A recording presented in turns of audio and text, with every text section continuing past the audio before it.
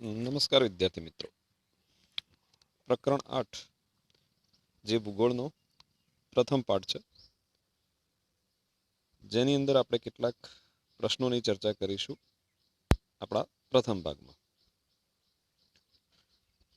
બોર્ડની જૂની પદ્ધતિ પ્રમાણે, એટલે કે જ્યારે 100 માર્ક્સનું પેપર આવતું હતું ત્યારે આ પાઠમાંથી 3 ગુણનો એક જ પ્રશ્ન પૂછાતો હતો. ગયા વર્ષથી જ્યારે બોર્ડે 80 ગુણની પેપર સ્ટાઇલ કરી, ત્યાર પછી આ પ્રકરણમાંથી માત્ર 3 હેતુલક્ષી પ્રશ્નો પૂછાશે. એ પ્રકારનું બ્લુ પ્રિન્ટમાં નક્કી કરેલ છે. છતાં પણ આપણે કોઈ પણ પ્રકારનો ચાન્સ લીધા વગર એમાં હેતુલક્ષી પ્રશ્નોની સાથે સાથે 3 ગુણમાં પૂછી શકાય તેવા કેટલાક મહત્વના પ્રશ્નોની ચર્ચા પણ કરીશું. અહીંયા આપણું પ્રથમ પ્રશ્ન એટલે કે કારણ છે, સંસાધનો આપણને વિવિધ રીતે ઉપયોગી છે. મિત્રો, આપણી ટેક્સ્ટ બુકમાં આ પ્રશ્ન એ રીતે આપેલો છે કે સંસાધનના ઉપયોગો જણાવો. 2 રીતે પૂછી શકાય: સંસાધનના ઉપયોગો જણાવો અથવા સંસાધનો આપણને વિવિધ રીતે ઉપયોગી છે એ રીતે ટેસ્ટ કરીને પણ પૂછી શકાય. તો આપણે સંસાધનોના ઉપયોગો 3 રીતે લખી શકીએ છીએ. એક, આપણે એને ખોરાક તરીકે કરીએ છીએ. બીજું, કાચા માલના સ્ત્રોત તરીકે કરીએ છીએ. અને ત્રીજું, શક્તિ સંસાધન એટલે કે ઉર્જા એટલે કે બળતણ તરીકે પણ આપણે સંસાધનોનો ઉપયોગ કરીએ છીએ. અહીંયા કારણ હોવાથી એ રીતે અલગ અલગ ડિવાઈડ કરીને આપ્યા નથી, પરંતુ આપણે જો બોર્ડમાં પ્રશ્ન પૂછાય તો આપણે એને એ રીતે લખી શકીએ છીએ. અહીંયા પણ આપણે એ જ રીતે સમજી અને આગળ વધીશું. દાખલા તરીકે, માનવી ખેતી કે અન્ય પ્રવૃત્તિ કરે છે, ઉદ્યોગો ચલાવે છે, તો એ મુખ્ય પ્રત્યક્ષ અથવા પરોક્ષ કુદરતી સંસાધનો પર આધાર રાખે છે.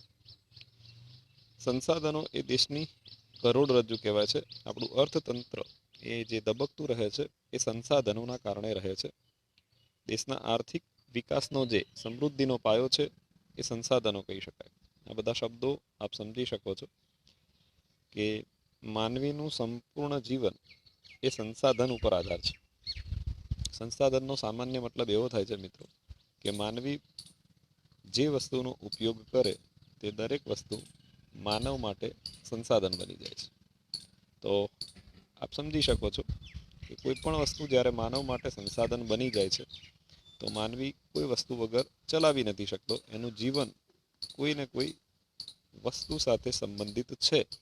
એનો મતલબ કે સંસાધન એ આર્થિક વિકાસ માટે ખૂબ જ જરૂરી છે, દેશની સમૃદ્ધિ માટે ખૂબ જરૂરી છે, અને એટલા માટે જ એને દેશના અર્થતંત્રની કરોડરજ્જુ પણ કહે છે.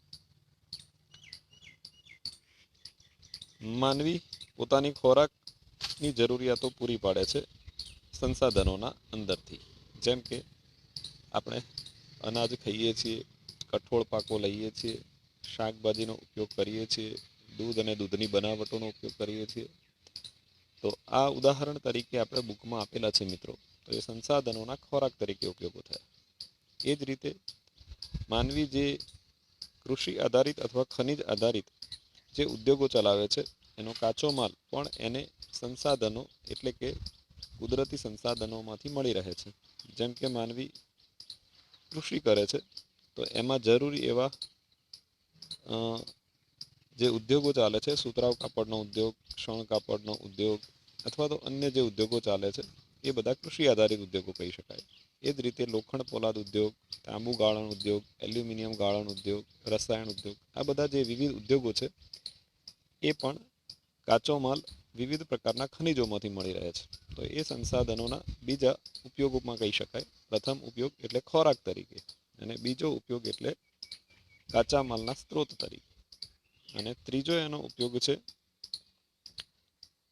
શક્તિ સંસાધન. એ રીતે બુકમાં આપણને આપેલું છે. શક્તિ સંસાધન એટલે ઉર્જા સ્ત્રોતના અંદર આપણે એનો ઉપયોગ કરીએ છીએ. જેમ કે કોઈ પણ કારખાનું ચલાવવા માટે કોલસો, પેટ્રોલિયમ, કુદરતી વાયુ, આ બધા ઈંધણોનો ઉપયોગ થતો હોય છે. તો એ આપણે એનો શક્તિ સંસાધન તરીકે ઉપયોગ કરીએ છીએ. તો આ પ્રશ્નમાં તમારે એક કારણ અથવા તો એના અન્ય પ્રશ્ન રૂપે અગાઉ આપણે કહ્યું એ પ્રમાણે કારણ આપણી સામે છે કે સંસાધનો આપણને વિવિધ રીતે ઉપયોગી છે. અને એક સામાન્ય સવાલ પણ આમાંથી પૂછી શકાય કે સંસાધનોના ઉપયોગો જણાવો. તો ફરીથી હું રિવિઝન કરું છું કે સંસાધનોના 3 રીતે ઉપયોગ લખવાના છે. બહુ સરળ પ્રશ્ન છે મિત્રો. ખોરાક તરીકે, તો એમાં આપણે 2-4 ઉદાહરણ લખી શકીએ. કાચા માલના સ્ત્રોત તરીકે, તો એમાં પણ આપણે 2-3 ઉદાહરણ લખી શકીએ. અને એ જ રીતે એમાંથી આપણે લખી શકીએ કે કોલસો, પેટ્રોલિયમ, કુદરતી વાયુ જેવા કે અન્ય ખનિજો આપણને શક્તિ સ્વરૂપે, શક્તિ એટલે અહીંયા ઉર્જાના એક સ્ત્રોત તરીકે પણ ઉપયોગી છે. બીજો એક પ્રશ્ન આમાંથી બને છે કે સંસાધનોનું સંરક્ષણ એટલે સંસાધનોનો વિવેકપૂર્ણ ઉપયોગ. આ પ્રશ્ન એક અન્ય રીતે પણ પૂછાતો હોય છે કે સંસાધનોનું સંરક્ષણ કરવું શા માટે જરૂરી છે. તો છેલ્લા ઘણા બધા સમયથી આપણે જોઈએ તો માનવીએ જે અભૂતપૂર્વ વિકાસ કર્યો છે એ વિજ્ઞાન અને ટેકનોલોજીથી. મિત્રો, કોઈ પણ દેશના વિકાસમાં વિજ્ઞાન અને ટેકનોલોજીનો ખૂબ જ મોટો ફાળો છે અને એનાથી જ કોઈ પણ દેશ પોતાની અસાધારણ કહી શકાય તેવી પ્રગતિ કરી શકે છે. પરંતુ જે વિકસિત દેશો છે જ્યાં વસ્તી વધારો વધુ પ્રમાણમાં નથી થતો, એટલે કે વસ્તી ખૂબ ઓછી છે અને વધારો પણ નથી થતો, એના માટે વિજ્ઞાન અને ટેકનોલોજી આશીર્વાદરૂપ છે. પરંતુ ભારત જેવા ભયંકર વસ્તી વિસ્ફોટ ધરાવતા દેશમાં એક તરફ સંસાધનોનો વપરાશ દિન પ્રતિદિન ખૂબ જ વધી રહ્યો છે અને વિજ્ઞાન અને ટેકનોલોજી જે ખૂબ જ પ્રગતિના કારણે, એટલે કે એની ઝડપી પ્રગતિના કારણે ક્યાંક એના વપરાશમાં જે માનવીમાં સમજણ અથવા વિવેક હોવો જોઈએ એ ન હોવાથી કેટલાક સંસાધનો આપણી વચ્ચેથી ઝડપથી ખૂટી રહ્યા છે. એટલા માટે જ તેનું સંરક્ષણ કરવું એ અનિવાર્ય બન્યું છે મિત્રો. એટલે આપણે આ પ્રશ્નમાં જો લખવાનું થાય તો આ રીતે લખી શકીએ છીએ કે વિજ્ઞાન અને ટેકનોલોજીના કારણે માનવીય ખૂબ જ અસાધારણ કહી શકાય તેવો વિકાસ ચોક્કસ કર્યો છે, પરંતુ ભયંકર વસ્તી વિસ્ફોટના કારણે સંસાધનોનો વપરાશ વધી રહ્યો છે.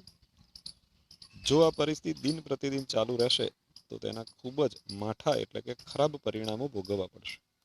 કારણ કે જો આ પ્રકારે આપણે સંસાધનોનો વગર વિચારે ઉપયોગ કરતા રહીએ તો એક દિવસ એવો આવશે કે આપણા માટે ખૂબ જ જરૂરી એવા સંસાધનો આપણી વચ્ચે રહેશે નહીં.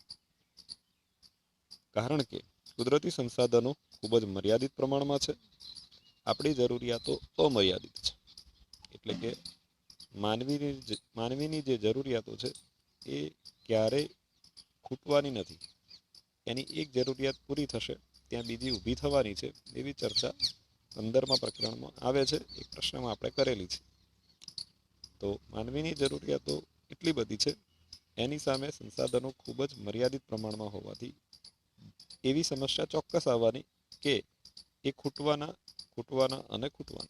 જો આ પરિસ્થિતિ રહે તો ભવિષ્યની પેઢીઓ એ પોતે વિકાસ કરવામાં ક્યાંક સંસાધનો ન હોવાથી એમને અવરોધ આવી શકે.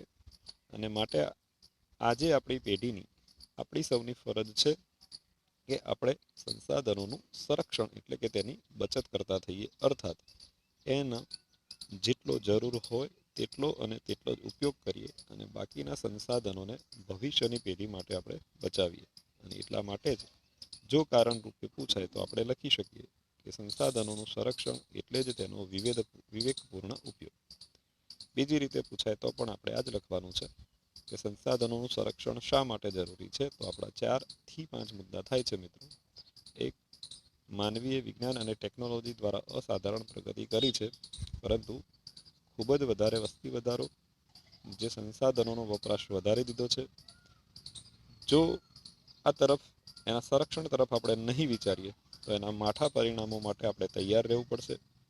એક તરફ કુદરતી સંસાધનોની મર્યાદા છે, જ્યારે વસ્તી વિસ્ફોટના કારણે અને સાથે સાથે માનવીની અમર્યાદિત જરૂરિયાતોને કારણે તેનો વપરાશ વધી રહ્યો છે.